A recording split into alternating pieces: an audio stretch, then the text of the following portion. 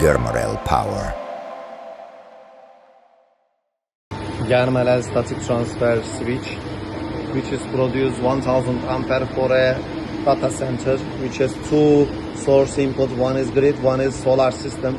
So whenever there needs changes, it will be changed from our system.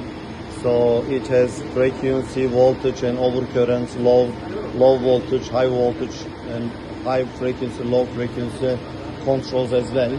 So as you see here, it's less than 4 milliseconds the change occurs. I will also do some. Look, you see, so fast. I have changed the source.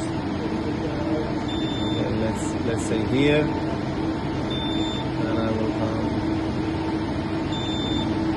Look, less than 2.4 milliseconds.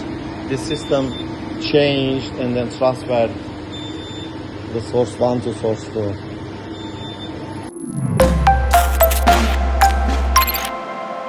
Germarel power.